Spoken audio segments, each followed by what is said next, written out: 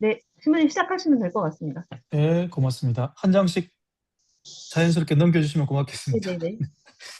반갑습니다. 저는 작은 형제회 김종화 알로이시오 신부라고 하는데요. 아이스 네트워크 국제 기후 종교 시민 네트워크 상임 대표를 또 맡고 있습니다. 네, 부끄럽게도 뭐 논문을 한 편 작성하게 되었는데요. 이 논문은 한 15년 정도 생태 위기, 기후 위기 관련해서 활동을 하면서 좀 궁금했던 내용들, 좀 정리가 필요하겠다라는 생각들을 논문 형식으로 준비해 봤습니다. 오늘 이 시간은 한 30분 정도 지루하지 않게 30분 정도 발표를 하고 그리고 2, 30분 정도 질의응답, 비판, 뭐 평가, 분석 좋습니다. 나눔이라든지 다양하게 말씀해 주시면 되겠습니다. 제가 이게 안 넘어가네요. 잠깐. 네, 먼저 그림을 보시면 이전 장 그림을 보시면 먼저 프란시스코 성인 가톨릭 교회 배경이 없는 분들도 한 번쯤은 다 들어보셨을 거라고 생각하는데요.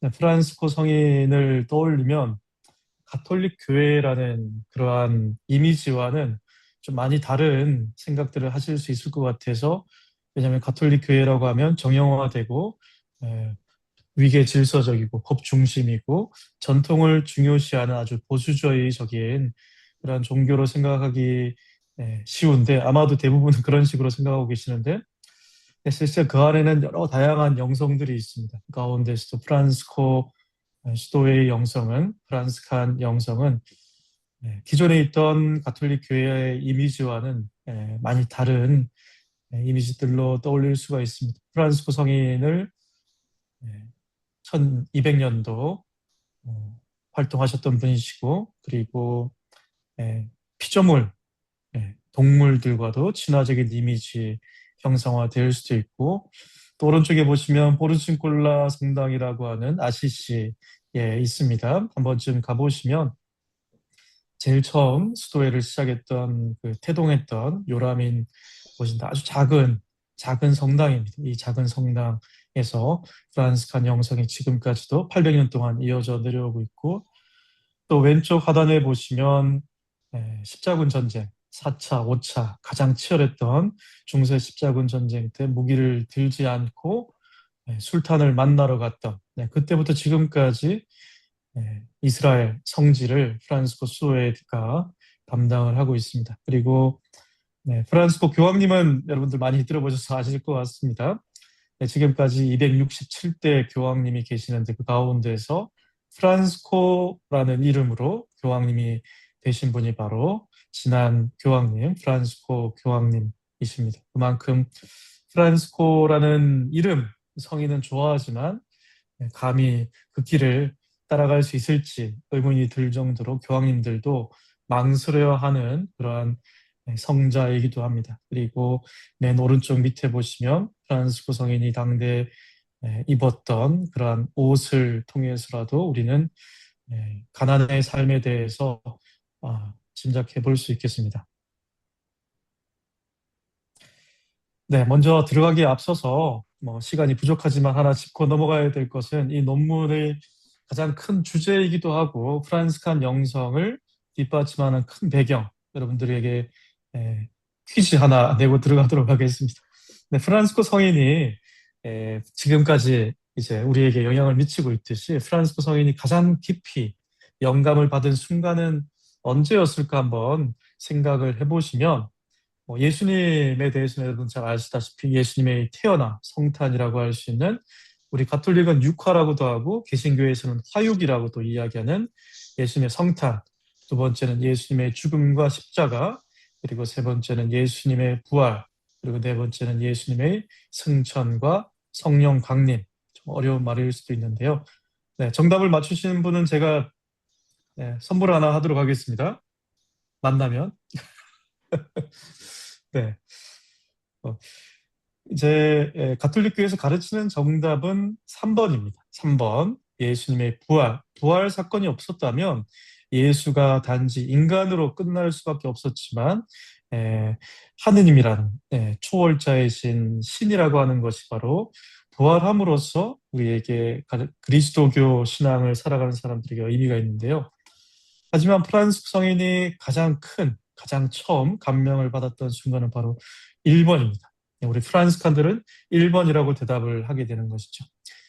예수의 성탄, 육화, 화육이라고 하는 것이 이 가톨릭 교회에서는 아주 중요한 영성 중에 하나이기도 하고, 프란시스코 성인은 이 하느님이라고 하는 초월자가 이 세상에 내려왔다라는 그 순간, 이 가장 중요한 큰 영감이 되었습니다. 왜냐하면 지금까지도 가톨릭 교회는 성과 속을 구분하고 선과 악을 구분하고 정결과 불결, 신성과 인성을 구분하는 이원론적인 철학적인 세계관에 빠져 있습니다. 아마 앞으로도 계속해서 지속될 것 같은데요. 이것은 곧 철학을 좋아하시는 분들은 플라톤의 세계관을 아실 것 같아요.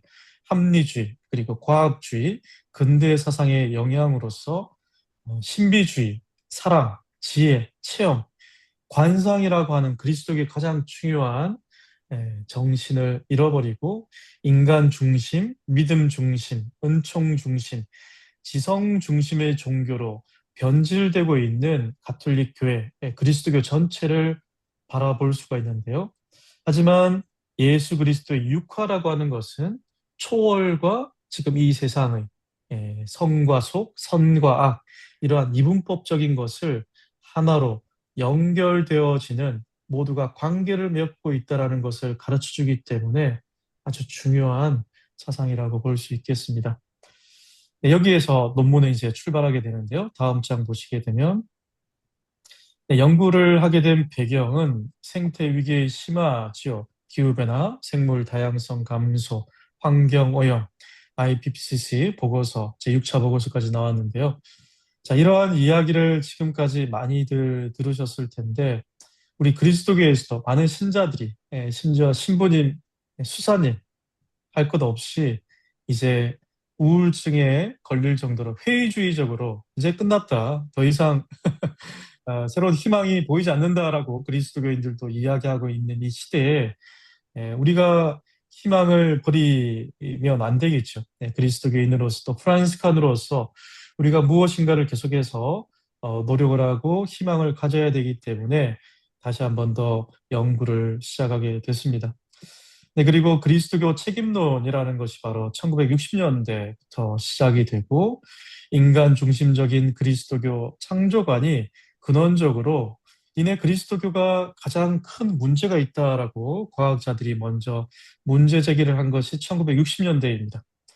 네, 그리고 나서 가톨릭 교회는 이러한 과학자들의 비판을 받으면서도 1962년부터 제2차 바티칸 공의회, 그리고 현대에 들어와서 진리 안의 사랑, 찬미 받으소서 회칙으로 이어지는 가톨릭 교회의 방향성이 있습니다.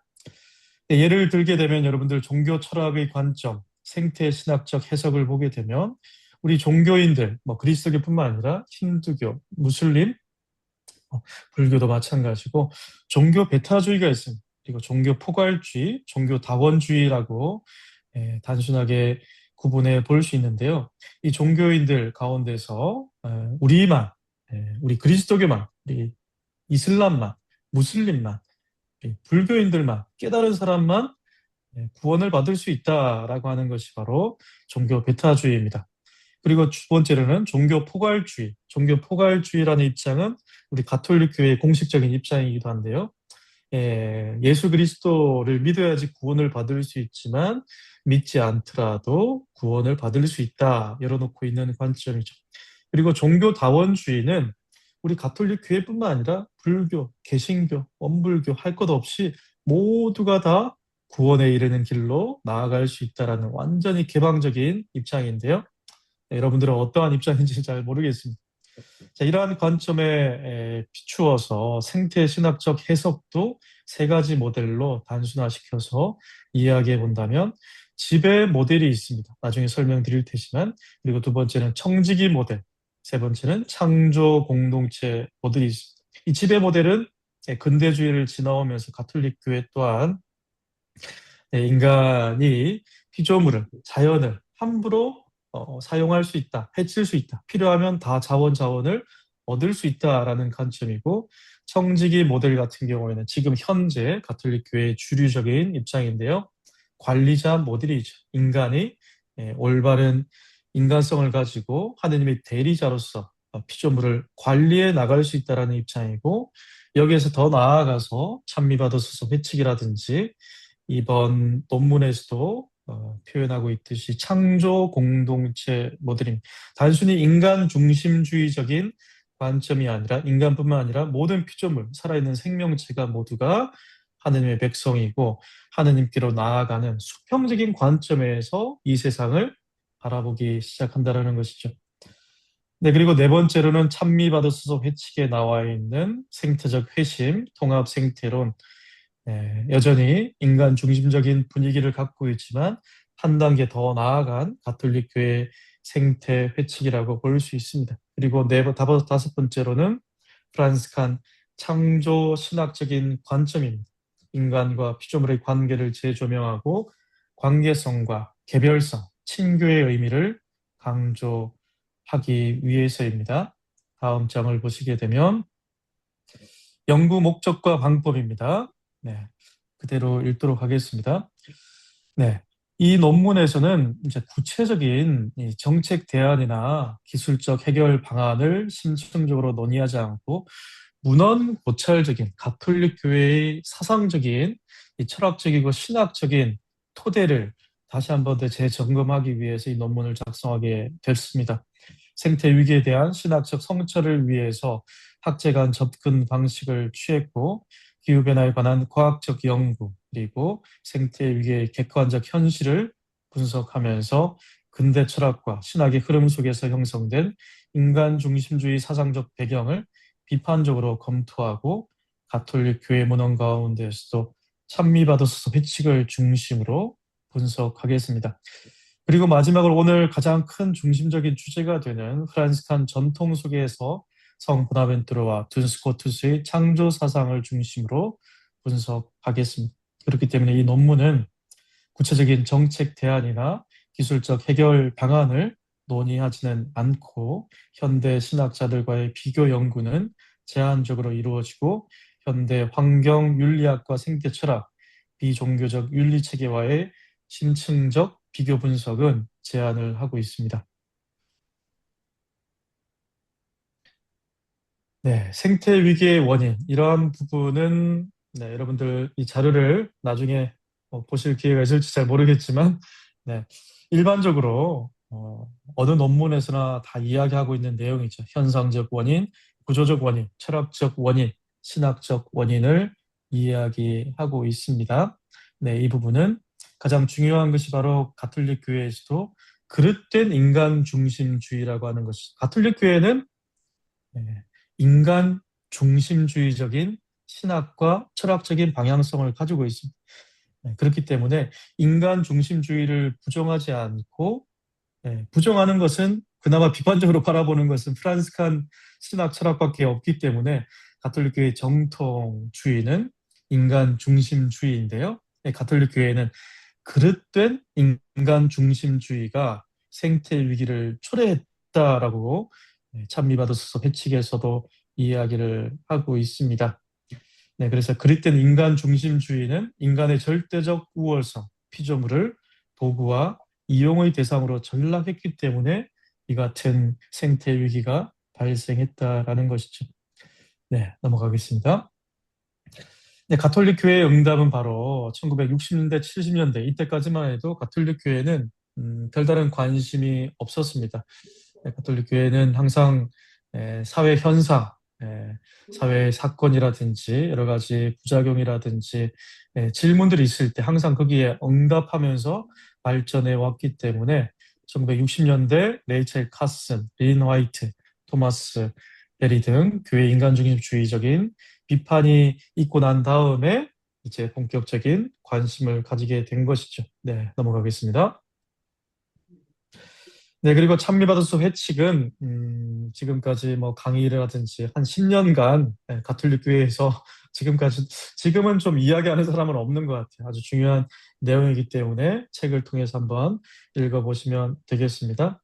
네, 넘어가겠습니다. 네, 여기 나와 있는 내용 가운데 세 가지 창조 모델, 지배 모델과 관리자 모델, 창조 공동체 모델과 프란스칸 전통에 대해서 앞서 말씀을 드렸는데요. 여기에서 가톨릭 교회의 정통적인 생태 신학적인 관점은 관리자 모델입니다. 관리자 모델이 가장 중심적인 찬미받으소서 회칙에서 나와 있는 내용이고, 그리고 여기에서 더 나아가서 가톨릭 교회도 아직 넘어가지 못하고 있는 전통이 바로 창조 공동체 모델이고, 아주 수평적이고 프란스칸 전통의 방식을 지금부터 말씀을 드리도록 하겠습니다. 네, 그 가운데서 딱 두 가지, 두 분의 성인들을 철학자이면서 신학자 소개시켜드릴 분이 바로 성 보나벤투라와 둔 스코투스인데요. 네, 성 보나벤투라 둔 스코투스의 내용을 지금 이 시간에 말씀드리기는 정말 힘든 일이고, 시간 관계상 보나벤투라 성인은 프란스칸 신학과 철학 안에서 아주 중요한 인물입니다. 그 가운데서 가장 중요한 것이 바로 하느님의 창조에 관한 선의 형이상학, 이 선, 좋음, 이 굿니스라고 하는 이 선이라고 하는 좋음이라고 하는 하느님께서는 이 세상을 창조하시고 나서 보시니 좋았다. 성악설이 아니라 성선설입니다. 이 세상 모든 피조물은 선하게 만들어져 있다. 모든 것이 선하기 때문에 우리가 맺고 있는 피조물과 인간, 인간과 인간의 관계도 선해야 된다라고 하는 것이 프란스칸 신학과 철학의 가장 중요한 핵심입니다. 예. 네, 그렇기 때문에 창조와 하느님 사이의 관계 또한 선해야 된다라고 하는 것이 여기에 나와 있는 선의 형이상학입니다. 넘어가겠습니다. 네, 너무 짧게 설명하더라도 네, 이해해 주시고 다음에 만나면 개인적으로 또 설명을 드리도록 하겠습니다. 네, 중요한 것은 이제 둔스 스코투스라고 하는 아주 유명한 옥스퍼드 학파, 에, 영국의 옥스퍼드 학파, 그리고 경험론이라든지, 그리고 종교 개혁까지 이끌었던 계속해서 영향을 준 인물이 바로 둔 스코투스이고, 우리 프란스칸 생태 신학, 생태 철학에서 가장 중요한 인물이 바로 둔 스코투스입니다. 여기 가운데서 몇 가지만 말씀을 드리면, 창조의 우연성이라고 하는 이 개념이 있습니다. 신학적인 개념인데요. 여러분들 우연성은 어떻습니까? 우연과 필연. 네, 필연성의 반대 개념으로 이제 보통 이야기를 하는데, 여기서 이제 둔 스코투스는 우연성, 필연성의 반대 개념으로 이야기하는 것이 아니라 하느님, 네, 하느님을 믿지 않는 분도 한번 지금 이 순간만큼 믿었다라고 생각을 해보시고 전제를 가지고 한번 생각을 해보겠습니다. 가톨릭교의 하느님은 인격적인 하느님입니다. 하느님과 인간이 대화를 할 수 있고 관계를 맺고 말씀을 하고 들을 수 있는 인격적인 하느님이라고 이야기를 하고 있습니다. 그렇기 때문에 우리가 이 세상을 하느님께서 창조를 하셨는데 하느님께서는 집중하셔야 됩니다. 하느님께서 이 세상을 창조하실 수도 있었고 창조하지 않을 수도 있었다. 하느님의 자유로운 의지로 이 세상을 창조하셨던 것이 바로 창조의 우연성 개념을 둔 스코투스가 처음으로 이야기를 합니다. 그 이전에도 이야기하셨던 분이 계시겠지만 아주 체계적으로 논증하신 분이 둔 스코투스죠. 왜냐하면 지금까지도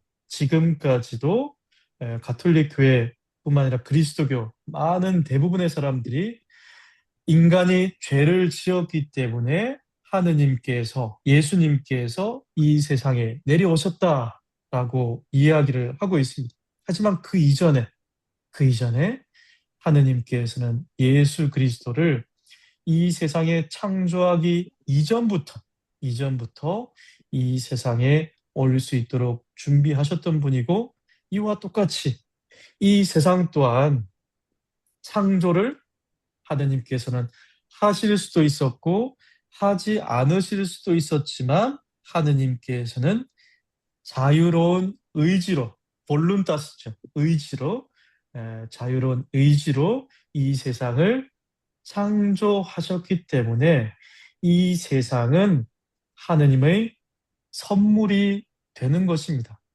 하느님의 선물이기 때문에 우리 피조물, 우리 인간을 비롯한 모든 피조물은 이 세상에 있는 모든 피조물을 함부로 대할 수 없는 것이죠. 인간뿐만 아니라 모든 피조물 안에 하느님의 숨결이, 사랑이, 존중이, 인격이 들어가 있기 때문에 함부로 대할 수 없는 것이죠.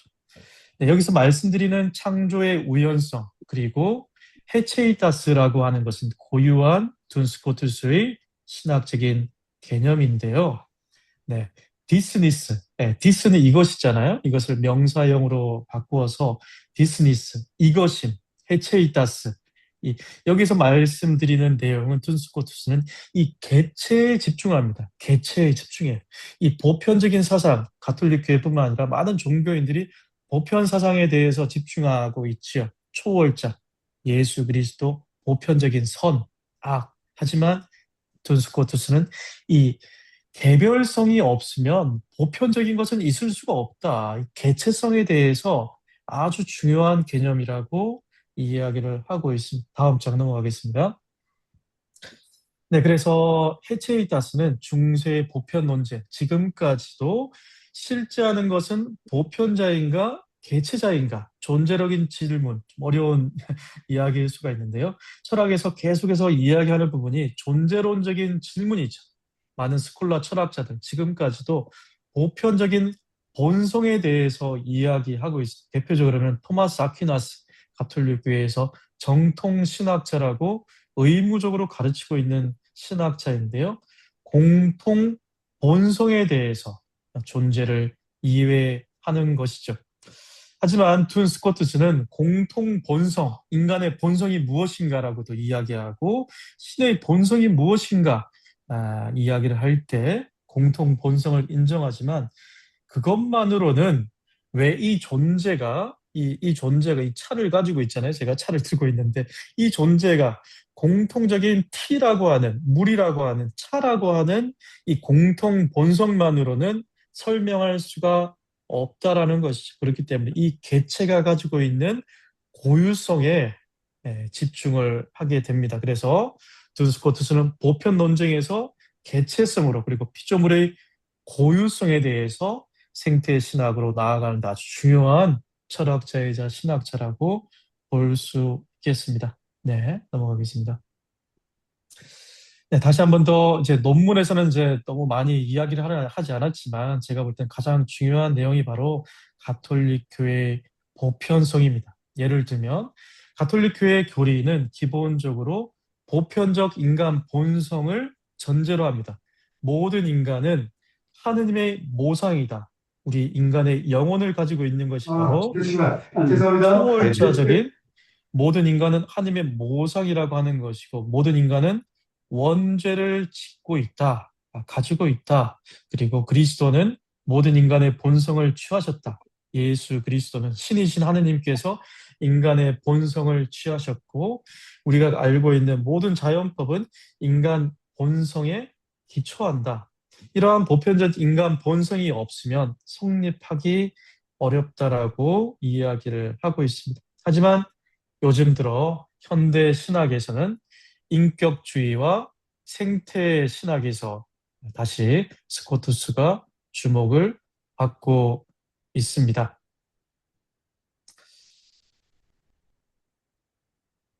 네, 그 이유는 바로 이 개체의 고유성이라는 개념이죠. 그리고 하느님의 자유라는 개념, 모든 피조물의 대체 불가능성을 강조했기 때문입니다. 네, 지금 이번 시간에는 이제 많은 것을 이야기할 수 없지만 이 기울어진 운동장이라는 표현을 썼는데요. 이 토마스 아퀴나스의 보편성 그리고 스코투스의 개체성을 대립시키기보다는 상호 보완적인 관점으로 제시하는 것이 설득력이 있을 것 같습니다. 네, 다음 장 보시면 왜 교회는 인간 본성을 중심으로 발전했는가? 가장 중요한 핵심 주제, 가톨릭 교회, 그리스도교를 믿지 않는 분들도 한번 생각해 보시면 좋을 것 같습니다. 우리 그리스도교는 이 세 가지 주제가 지금까지도 아마 계속 중심이 되는 주제인데요. 예수라고 하는 분은, 예수 그리스도는 참 하느님이며 참 인간인가? 예수는 누구인가라는 질문이고, 두 번째는 인간은 어떻게 구원을 받는가? 인간의 죄와 구원의 중심이 있습니다. 그리고 은총과 자유의 관계는 무엇인가? 하나님의 은총, 인간의 자유의지는 어떤 관계가 있는가? 이 세 가지 주제에 중심이 있습니다. 그렇기 때문에 16세기 이후 1517년도 무슨 일이 벌어졌습니까? 네, 종교 개혁이 일어났잖아요. 가톨릭 교회는 항상 어떠한 문제가 생겼을 때 수동적으로 반응을 합니다. 왜냐하면 가톨릭 교회는 항상 기득권이었고 교회 안에서 아주 중심된 보수적인 집단이었기 때문에 항상 정통주의라고 하고 항상 우리가 가지고 있는 것을 보존해야 되는 그러한 임무를 가지고 있기 때문에 16세기 이후 트리엔트 공의회, 1546년, 48년 트리엔트 공의회와 근대 가톨릭 신학 교육에서는 토마스주의, 토마스 아퀴나스가 이야기한 아주 자연법, 인간 본성, 보편적 윤리, 토마스 아퀴나스가 아주 정통적으로 가톨릭 교회를 보존할 수 있고 가톨릭 교회를 잘 설명할 수 있다라고 이야기했기 때문에 지금까지도 가톨릭 교회 가장 중심축입니다. 지금도. 네, 그렇지만 붙은 스코투스의 철학적, 신학적 중요성은 인간의 본성과 구원을 중심으로 신학을 전개하는 것도 물론 중요하지만 이러한 모든 피조물의 내재적 가치 그리고 하느님과 인간과 자연이 모두가 자연스럽게 연결되어 있다라는 성선설, 성악설이 아니라 원죄론 중심이 아니라 원복론 중심으로 생태 신학적 전환을 하기 때문에 프란시스칸 사상의 형이상학적 토대를 제공하고 있습니다. 네, 다음 장 보시면 그래서 이해하기 쉽게 토마스 아퀴나스 가톨릭 교회의 정통주의적인 관점 그리고 프란시스칸 전통 생태 신학적인 의미 한번 좀 보시면 너무나 단순화시켰기 때문에 모두가 다 연결되어 있지만 조금씩 구분해서 토마스 아퀴나스는 아리스토텔레스 철학 아주 구체적인 귀납적인 방식으로 이 세상을 단계적으로 설명했다면 프란시스칸 전통은 플라톤, 아우구스티누스 사상을 배경으로 해서 세계를 이해하는 방식의 차이가 있습니다. 그리고 창조 목적은 토마스 아퀴나스는 인간 구원을 위한 질서 안의 창조를 이야기한다면 프란시스칸 전통은 하나님의 사랑과 좋음, 선을 드러내기 위한 창조입니다.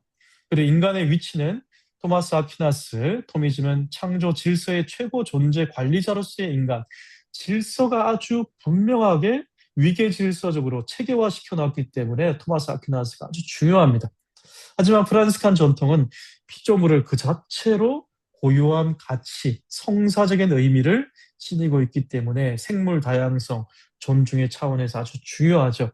그리고 토마스 아퀴나스는 질서와 목적과 위계가 중요하지만 프란시스칸 전통에서는 관계성, 친교, 아름다움, 신비, 은둔, 관상, 직관적인 체험이 아주 중요합니다. 네, 이러한 차원에서 한번 이해를 해보시면 정리가 되지 않을까 생각됩니다. 네, 다음 장 보시면 그렇기 때문에 프란시스칸 창조신학과 찬미 받으소서 이제 논문의 마지막을 향해서 달려가고 있는데요.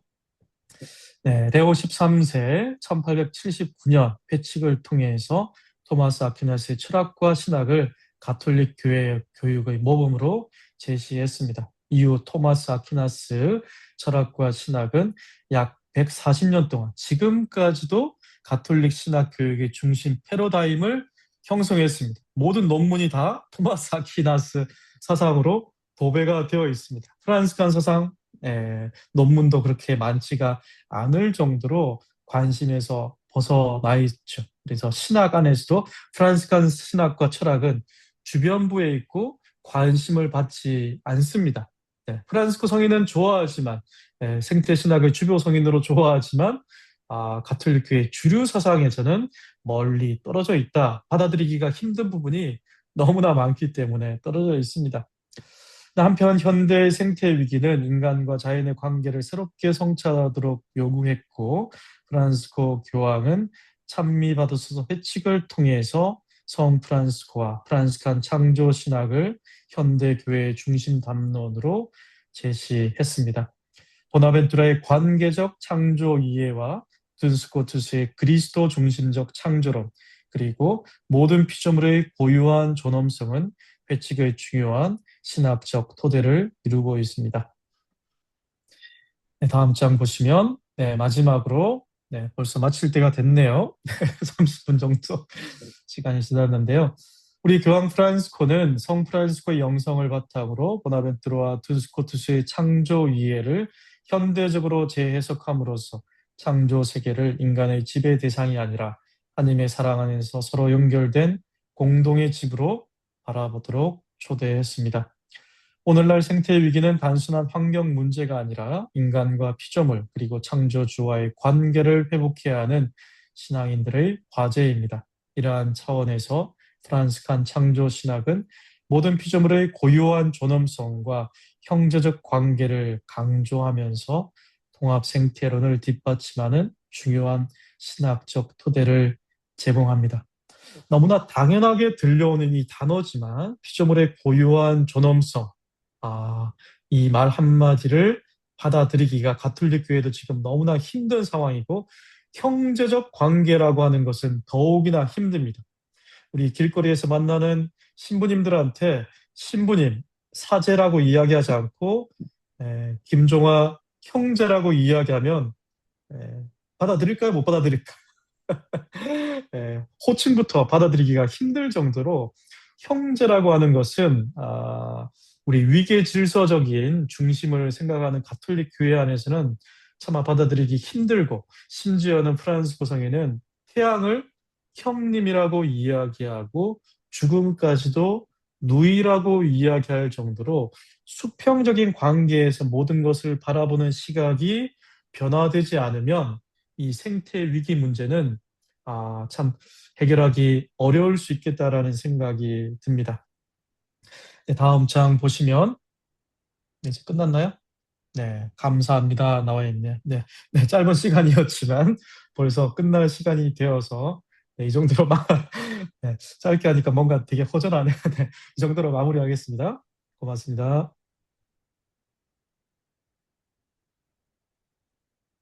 박수를 아무도 안 치네. 고맙습니다.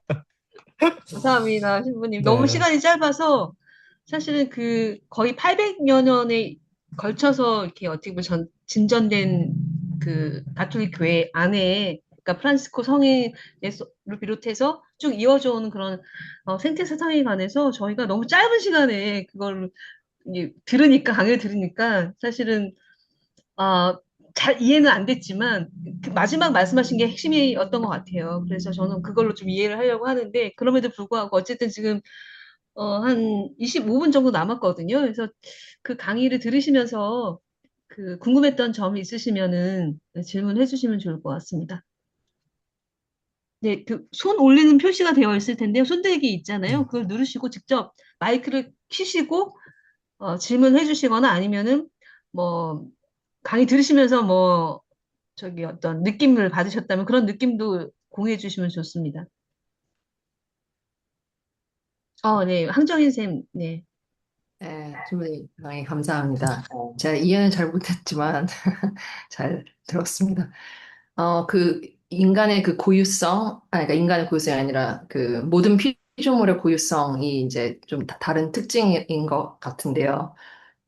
근데 이제 어쨌든 자연에는 먹이 사슬이 있잖아요. 그리고 이렇게 어쨌든 인간에 대한 어떤 특별함? 이제 그런 게 있을 것 같은데, 근데 그런 어떤 그 형제로 보는 여기에서는 그런 자연 안에 자연스럽게 존재하는 어떤 야만성, 야생성, 뭐 그런 어떤 폭력, 그러니까 본능, 그러니까 그게 선의 모습이라고 할지라도 어떤 폭력이 포함되어 있는 자연의 모습을 어떻게 보는지가 좀 궁금하고요.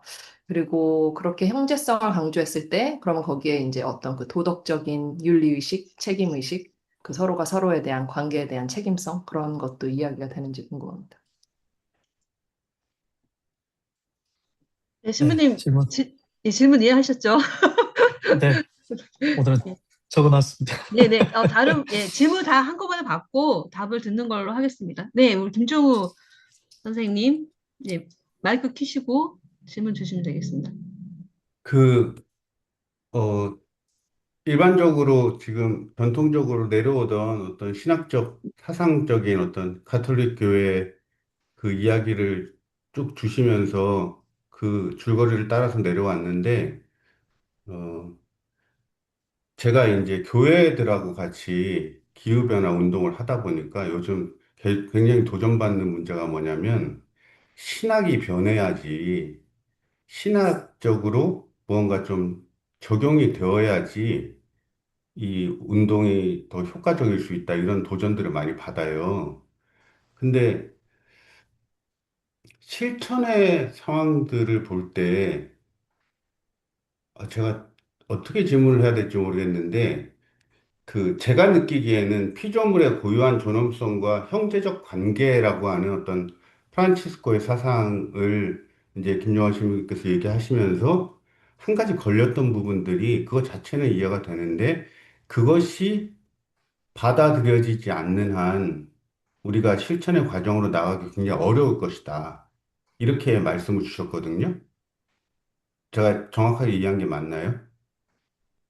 네, 그랬을 때 지금 현재에서 우리가 받아들일 수 있는 어떤 아까 김정하신 말씀하셨던 어떤 관리자, 청지기적 관계 네, 그 속에서도 이 기운동이라든가 이런 부분에 대한 어떤 실천적 과제들은 가능하지 않을까 저는 그 생각 들거든요. 이 피조물을 형제적 관계로 받아들이라는 게 이제 기독교적으로 굉장히 급진적이잖아요. 그 부분에 대해서 어떻게 생각하시는지 좀. 이건 제 고민이 부분이기 때문에. 네. 네네. 네, 질문 감사합니다. 또 다른 분 질문 있으시면 네, 주시면 좋겠습니다.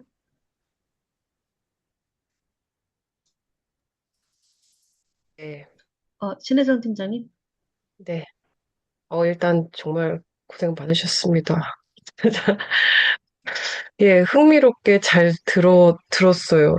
되게, 이, 저는 그 교리를 잘 몰랐다 보니까 그 교회 판도가 그 토마스 아퀴나스 이 중심으로 됐었고 되게 보편성을 중심으로 됐었고 거기에서 이제 좀 어떻게 보면 소수자적 위치에서 예, 프란치스코 이 신학이 자리하고 있다는 것도 좀 새롭게 알게 돼서, 음, 네, 되게 이 시대에 중요하다는 생각이 들고, 어떻게 보면은 이게 닭이 먼저지 달걀이 먼저인지 모르겠지만, 이게 그 신학의 그 토마스 아퀴나스가 얘기하는 그 세계관이 우리한테는 되게 익숙한 세계관인데, 그게 하긴 교회가 우리의 생각에 미치는 영향이 서구 이 중심적으로 생각하면 되게 많았을 것 같다는 생각도 들고, 그래서 진짜 그, 여, 그, 그 교회 밖에서 얘기하는 것도 중요하겠지만, 교회 안에서 또 얘기하는 것도 굉장히 좀 중요할 수 있겠다는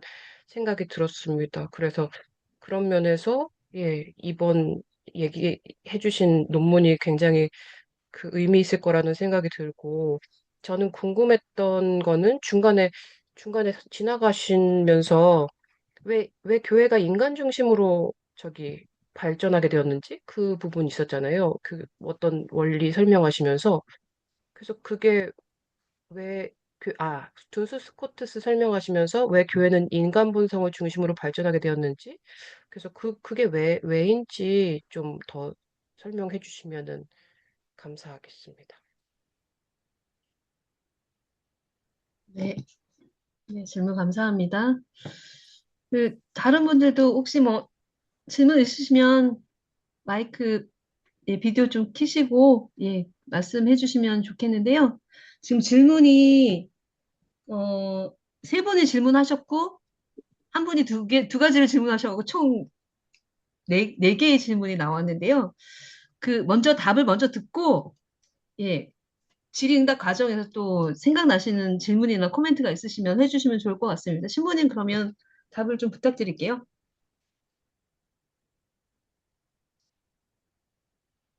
첫 번째 정의샘 질문이 있었어요. 그죠? 자연의 뭐라고 해야 되나, 특성? 그러니까, 아까 뭐라고 했죠? 제가 단어가 생각이 안 나는데, 뭐죠? 피라미드 구조, 서로 먹고 먹히는 관계, 그런 걸 폭력성이라고 보신 것 같은데, 그죠? 그러니까 그렇고, 자연의 질서? 질서. 자연의 질서를, 근데 이제 하느님의 선을 닮았다는 건 사실은 좀 전 다르게 들리거든요. 그러니까, 그러니까, 그 자연 안에서도 일어나는 그 수많은 그 야생성, 그거는 자연스러움일 것 같은데, 어쨌든, 그거를 이제 다르게 정의샘을 보신 것 같아요. 근데 그거에 대해서 좀 설명을 해주시면 네, 좋을 것 같습니다. 네, 제가 답변을 질문을 이해했는지 잘 모르겠지만, 황정인 선생님께서 자연에 있는 이제 제가 선에 대해서 이제 중심을 가지고 이제 이야기하다 보니까 네, 걸린 부분이 있는 것 같은데요. 자연의 야만성, 폭력, 이게 어떻게 바라볼 수 있는 것인가? 이제 피조물을 이야기할 때 우리는 이제 조물주하고 피조물을 이제 이야기하잖아요. 그래서 이제 우리는 자연이라고 하지 않고 프란스칸들은 이제 피조물이라고 이제 이야기를 하는데요. 네. 그래서 하느님께서는 이 성경에도 나오다시피 이 세상을 창조하실 때 선으로 창조하셨다. 창조하신 보시니 좋았다라고 이제 이야기할 정도로 이 좋음에 대해서 프란스칸들은 감명을 받은 거예요. 가톨릭 교회의 정통적인 신학, 뭐 좋음도 이야기하고 있지만 더 가톨릭 교회뿐만 아니라 뭐 개신교회에서는 더 이야기를 많이 하듯이 에덴 동산에서 따먹지 말아야 될 에, 그 선악과를 따먹어서 인간이 죄를 지었기 때문에 죄에서 해방되는 것이 구원을 받는 것이 가톨릭 교회의 이 구세사, 구속사, 하느님께로 나아가는 구원의 역사다라고 이야기할 정도로 물론 인간 모든 피조물이 선하지만 이 죄에 대해서 강조를 많이 합니다. 오늘 이번 논문에서는 저는 이제 죄라든지 어둠이라든지 인간의 욕망이라든지 그리고 욕구, 욕망, 또 그릇된 인간주의에 대해서는 논문에서 이야기하지 않았습니다. 너무나 많은 분들이 이야기하기 때문에 가톨릭 교회 생태 신학적인 논문 대부분도 그릇된 인간주의, 야만성, 폭력, 인간의 욕망, 욕구, 피조물을 마구 사용하고 버리고 필요할 때 취하고 버리고 피조물뿐만 아니라 피조물을 사용하는 인간의 야만성, 폭력에 대해서 대부분 이야기를 하지만 저는 이 논문에서는 프란스칸적인 방식으로 야만성과 폭력을 이야기하기 이전에 이 세상 안에 있는 모든 피조물 안에 있는 소중한 개체성, 고유한 인격, 성사성, 이 모든 돌멩이 하나에도 프란스 구성인이 가장 좋아했던 피조물이 세 가지가 있는데요. 하나가 바람이고 두 번째가 바위 그리고 세 번째가 종달새였습니다. 그 정도로 자연 친화적으로 어떠한 프란스코는 책상 안에서 신학을 배우고 철학을 뭐 이해하고 깨달음을 얻는 것이 아니라 피조물 안에 있는 하느님의 좋음 안에서 아름다움 안에서 이 세상을 바라보고 하느님을 체험했기 때문에 지금도 그런 책이 나오잖아요. 아름다움이 이 세상을 구원할 것이다. 이 야만성과 폭력, 인간의 욕망을 계속해서 비판하고 분석하고 자본주의를 철폐해야 되고 이런 급진적인 방식도 물론 필요할 수도 있겠지만 프란스관적인 방식은 이 좋음을 여기서 중요한 것은 관상인데요. 단순히 기도하는 것이 아니라 이 세상 피조물 안에 있는 자연 안에서 하느님을 발견하는 것이 초월성을 발견하는 것이 사실 이 논문의 가장 핵심이기도 하고 중요한 주제이죠. 이것은 우리 그리스도교뿐만 아니라 이슬람 수피 전통에서도 그렇고 성자들 영성 전통에서 보게 되면 모든 피조물이 연결되어 있고 불교에서도 그런 이야기를 하지 않습니까? 네, 그래서 그런 차원에서 이제 제가 논문을 쓰게 된 것이고 야만성과 폭력성 자연의 그러한 에, 어, 무질서인 상태에 대해서 접근을 한 것이 아니라 네, 그런 차원에서 말씀을 드렸고 그리고 도덕 윤리나 책임성 이 부분은 가톨릭 교회 생태 신학에서 생태 철학에서 생태 영성에서 반드시 들어가야 될 부분이기도 하지만 저는 도덕 윤리라든지 책임성에 대해서는 강조를 하지 않았습니다. 한계점으로 남겨두었습니다. 네, 답변이 됐을까요? 아니요. 제가 아마 제 질문을 설명을 제가 잘 못한 것 같아요. 네, 제가 이야기하는 그 야만성은 그 나쁜 의미에서 야만성이 아니라요. 아니면은 누군가를 착취하려는 어떤 그런 인간의 뭐 그런 욕심이나 욕망에서 비롯된 그런 거라기보다는 뭐 예를 들면 제인 구달 선생님이 이렇게, 자기가 제일 그분은 침팬지를 평생을 연구했잖아요. 근데 그분이 어떤 인터뷰에서 자기가 제일 좋아하는 동물은 침팬지가 아니라는 이야기를 하신 얘기를 봤어요. 근데 그 이유는 본인은 개를 제일 좋아하신대요. 근데 그 이유는 침팬지를 이렇게 오랫동안 관찰해 본 결과 거의 침팬지가 한 종족을 멸할 수 있는 그런 제노사이드에 가까운 행위를 할 수 있다. 그러니까 물론 이제 제노사이드라고 그러니까 완전히 그 종족을 멸하는 것까지는 아니지만 이렇게 그 침팬지들의 이제 그 본능과 본성이 이제 이렇게 그 어떤 뭐 그 이기주의와 뭐 자기들이 해야 되는 것과 이제 이익 집단인 이런 걸 이제 반했을 때 이제 침팬지가 그렇게 폭력적일 수 있다. 그리고 그런 폭력성을 봤을 때 이제 자기는 이제 차마 침팬지가 자기 제일 좋아하는 동물이라고는 이제 얘기하지 못하겠다라고 하시는 걸 봤거든요. 근데, 그러니까 이렇게 침팬지가 나쁜 게 아니잖아요. 그 침팬지가, 그러니까 생존을 위해서 이제 그런 것도 자연의 모습이고, 이제, 그리고 그건 사실 그런 폭력성은 우리 안에도 있고, 근데 이제 이 선에 대한 이야기에서는 그러한 것들을, 그럼 그게 이제 어떤 이분법적인 대립이 아니라 그것 또한 우리 안에, 그것 또한 신의 모습, 저는 좀 그렇게 그러니까 그게 의문인 것 같아요. 그러니까 이 선을 닮는다는 게 그러면은 우리가 그러한 어떤 그러니까 우리는 이렇게 모든 게 또 조화롭다는 거는 모든 게 다 이렇게 그러니까 나무가 크면 그 그늘 안에 있는 생물들이 죽기 마련이고 이제 그런 것들도 이제 자연의 일부의 모습이잖아요. 제, 제, 제 너무 추상적인가? 네, 네, 제가 이해했습니다. 제가 느끼기로는, 저 신부님 답 주시기 전에 제가 느끼기로는 사실은 침팬지의 폭력성을 얘기하기 전에 이기적이고 되게 폭력적인 모습을 이야기하기 전에 사실 인간이 그 부분에서는 최고 절정에 있다라는 생각이 들거든요. 그런데 그 피조물의 대부분은 사실 우리가 옛날에 동물의 왕국 되게 많이 보면은 사자나 아니면 뭐 되게 뭐 예를 들면 피라미드에서 먹이 그물에서 좀 높은 상위에 있는 그런 동물들은 그렇게 이기적이거나 아니면 먹을 거리니까 뭐라고 해야 되나요? 자기가 사냥해서 먹잖아요. 그거를 저장하거나, 물론 저장할 수 없죠. 그러니까 더 많이 잡거나, 자기가 먹을 수 있는 것보다 훨씬 더 많이 잡거나, 그렇게 죽이지 않거든요. 근데 그렇게 하는 거는 인간밖에 없는 거예요, 저는. 인간하고, 아까 침팬지는 인간하고 너무 많이 닮아 있는 상황인 것 같고, 이제 그런 부분을 사실은 아마 신학에서도 비판하는 지점이 아닐까, 생태 신학에서 비판하는 지점이고, 그러니까 생존하기 위해서 먹는 것은 사실은 그것을 야만성이나 폭력성으로 봐야 될지 저는 그렇다면 우리도 우리 인간의 야만성이나 폭력성은 더하다는 생각이 좀 들거든요. 근데 그런 점을 좀 말씀드리고 싶고 신부님 답을 좀 해주시면 좋을 것 같습니다.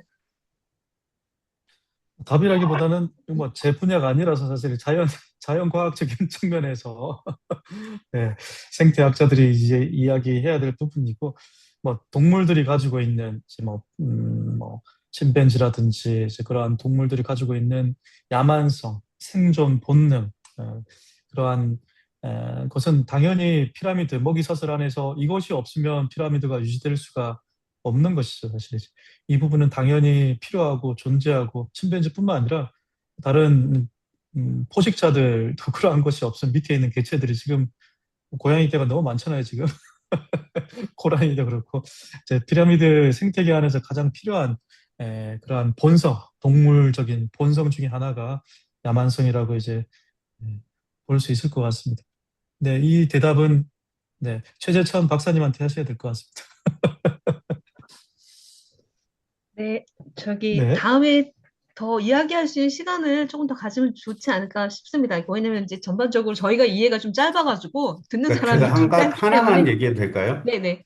그 지금 그 김종환 신부님이 말씀하시고 있는 선, 조음이라고 하는 개념들을 이게 이제 신학적 언어로서의 선과 조음이라는 개념들을 우리가 흔히 쓰고 있는 굿이라고 하는 개념하고 이렇게 섞이면서 이런 오해가 생기는 거예요.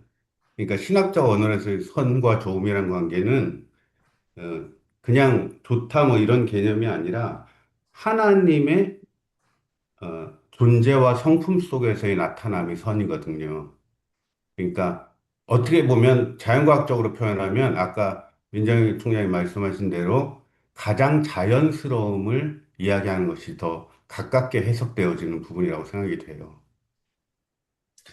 역시 아, 목사님의 답변이 차원이 다르네요. 네, 이 부분을 제가 좀 설명을 드려야 되는데 간과하고 넘어간 것 같습니다. 네, 저의 대답을 이제 보충해 주셨는데 이 선이라고 하는 차원은 사실 에, 그 정의라는 차원, 아름다움이라는 차원과 함께 이야기해야 될 사실 여기 나오는 통합 생태론은 이제 철학적인 그 주제거든. 종교 철학에서 이제 이야기하는 부분이기 때문에 철학적인 관점에서 접근을 해야 된 이야기이고 선이라고 이 조음이라고 하는 것은 이 프란스칸적인 이제 차원에서는 하나님께서 이 세상을 창조하신 질서가 있을 거 아니에요. 위계 질서가 됐건 수평적인 질서가 됐건 인간의 본성, 동물의 본성, 우리가 타고난 본성대로 그 자리에서 그 위치에서 우리의 역할로 살아가게 될 때 그 관계성 안에서 맺어지는 관계가 선해야 된다. 하느님께서 우리에게 주신 위치와 역할대로 살아가는 것이 참된 선이다라고 이야기할 수 있을 것 같습니다. 네. 네.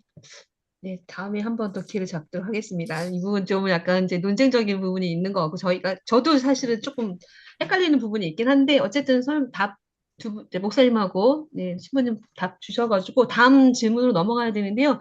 저희가 5분 남았어요. 그래서 신부님께서 지금 남은 질문 두 가지에 대해서 네, 간략하게 주시고, 네, 또 다른 분 혹시 네, 코멘트 나누실 게 있으면 얘기해 주시면 좋을 것 같습니다.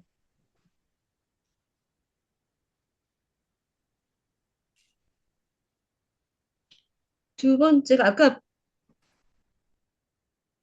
세 네, 두 번째, 번째가 네, 네, 김종호 목사님 말 짧게 이제 설명을 좀 드리면 설명이 될지 모르겠지만 김종호 목사님께서 말씀하신 내용, 그 피조물의 고유성과 형제성 안에서 중요성을 이제 했다라는 이야기 가운데서 이 청지기, 관리자 역할이 있잖아요. 네.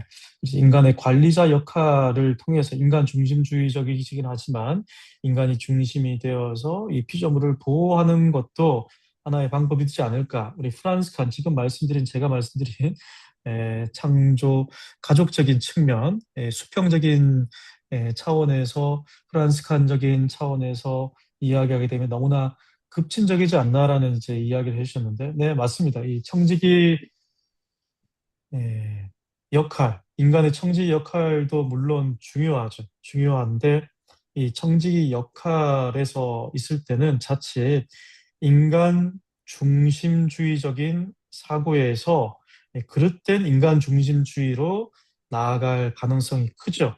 그리고 제가 볼 때는 청지기, 이 인간 중심에서 이 세상을 관리하는 차원도 물론 중요하지만 우리 프란스칸들은 여기에서 더 나아가서 위계 질서적인 인간이 중심이 되어가지고 피조물을 관리하는 것도 물론 중요하지만 제가 이 논문에서 적은 것은 이 관리자 역할을 뭐 무시하거나 배제하는 것이 아니라 인간과 피조물과 하느님의 관계성을 다시 한번더 연결해야 된다. 가족적인 차원에서, 수평적인 차원에서 다시 한번 더 이해를 해야 되고, 여기서 더 나아가서 이 청지기 역할에서는 피조물이 인간 밑에 있는, 인간이 관리해도 되는 인격이 없는, 하느님의 신비를 발견할 수 없는 하나의 플라톤이 이야기한 것처럼 하나의 그림자일 뿐이다. 돌멩이, 숨결이 느껴지시나요? 전혀 안 느껴지죠.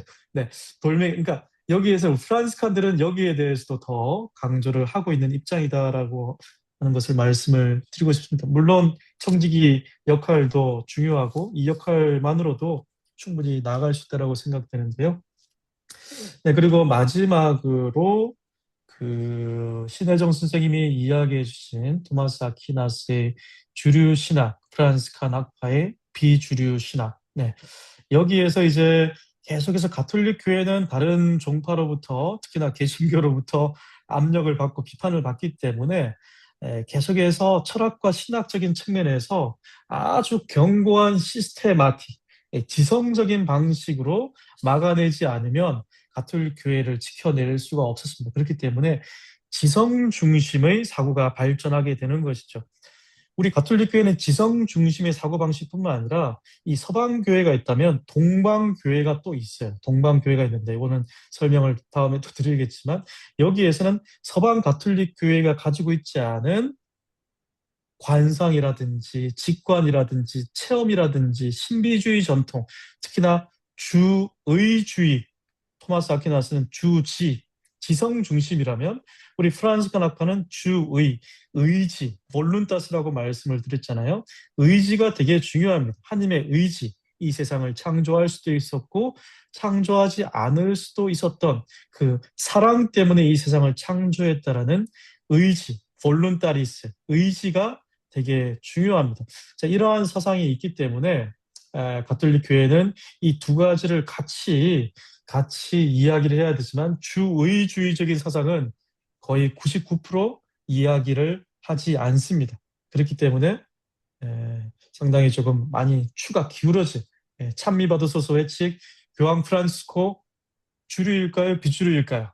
네, 아무도 신경 안 씁니다. 가톨릭 교회에서도 우리만 이렇게 열심히 이야기하지 찬미받으소서 외칙 제가 논문 지도 교수님도 이거 벌써 10년 전에 지나간 건데 이거 왜 쓰려고 그러냐고 이제 이야기를 하실 정도로 교수님들 안에서도 주류가 아닙니다. 우리 프란스칸들만 이렇게 이야기하지 이 의지라든지 신비주의 전통, 가난한 사람들과 함께하고 그리고 가장자리에 있는 이러한 전통이 참으로 중요한 시대가 되었다라고 말씀을 드리고 싶고 그리고 이 마지막으로 인간 본성에 대해서 교회가 인간 중심으로 발전하게 된 계기 그 중에서 인간 본성 보편 논쟁에서 신혜정 선생님이 보편적 인간 본성을 왜 중요한가라고 말씀을 질문을 해주셨는데요. 가톨릭 교회는 기본적으로 인간 본성, 인간이 누구인가라는 주제는 바로 초월자이신 하느님께서 인간이 되셨기 때문에 인간이란 도대체 누구인가? 여기에 모든 99.99%의 집중을 던지고 있습니다. 모든 인간은 하느님의 모상이다. 하느님의 영혼을 지니고 있고 인간의 육체를 지니고 있다. 그리고 모든 인간은 원죄를 지니고 있다. 죄를 짓고 있다. 그리고 예수 그리스도는 인간의 본성을 취하셨다. 이 본성이라고 하는 것이 이 보편적 인간 본성이 없으면 가톨릭 교회 예수님께서 초월자이신 하느님께서 인간으로 왜 내려오셨는지 그 이유를 설명하기가 상당히 힘들죠. 네, 이 설명하기가 상당히 좀 힘든 부분인데 이 부분은 제가 다음에 또 기회가 있을지는 잘 모르겠지만 이 본성에 대해서는 토마스 아퀴나스는 이제 공통 본성, 나투라 코뮤니스라고 하는 공통 본성, 인간이면 누구나 지니고 있는 민정희 선생님, 황정희 선생님, 김종화 형제 이 개별성을 두고 이야기를 하지 않고 인간의 본성을 지니고 있다라는 거예요. 공통된 어떠한 지성, 영혼을 지니고 있다라는 것이 그 본성은 무엇인가 이 보편적인 차원에서 이야기를 하고 있습니다. 네. 그렇기 때문에 이 생태 신학에서 이 보편성도 중요하지만 이 개체가 지고 있는 고유성에 대해서 이야기를 하고 싶은 것이 바로 둔스 스코트스가 이야기를 하려고 했던 부분이죠. 공통 본성에 대해서만 이야기하다 보니까 이 개체 하나하나에 대해서는 죽어도 없어지고 죄로 남는 아무런 쓸모없는 이 육신에 대해서는 강조를 하지 않는 성향을 보게 되겠습니다. 네, 설명이 부족해서 미안합니다. 설명 감사드리고요.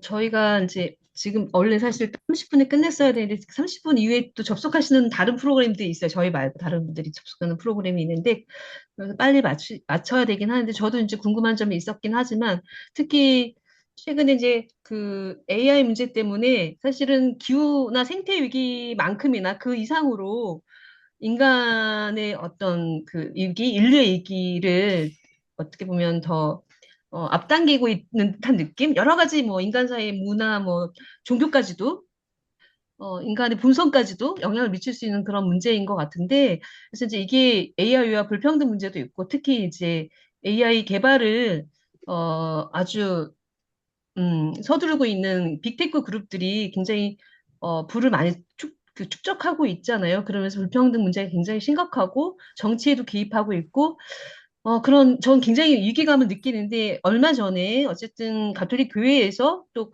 그 AI에 관한 회칙이 나와서 그 회칙과 함께 이 지금 오늘 말씀하신 생태 위기, 그러니까 인간에 대한 문제잖아요. 인간과 어쨌든 우리 하나님과의 관계, 신과의 관계, 그리고 또 인간과 다른 피조물과의 관계, 이런 것들을 이야기하는 자리였지만은 좀 이걸 조금 더 넓혀서 다음 그 스터디 때 한번 얘기해보면 어떨까. 오늘 다 못한 이야기를 그때 했으면 좋겠는데, 오늘 같은 경우에는 화요일은 저희가 시간이 한 시간밖에 쓸 수가 없어서 그런데요. 요일을 좀 바꿔가지고 한번 다음 달에 조금 논의를 좀 깊이 한 시간 반 이상 좀 논의할 수 있는, 같이 이야기 나눌 수 있는 그런 시간을 좀 가지면 어떨까 싶고요. 지금 제안 드리는 거는 저희가 어쨌든 이번에 AI 해치기에 관한 부분은 아마 보신 분들이 많이 계실 것 같아요. 그래서 그걸 가지고 한번 이야기 나누는 자리를 가지면 어떨까 싶습니다.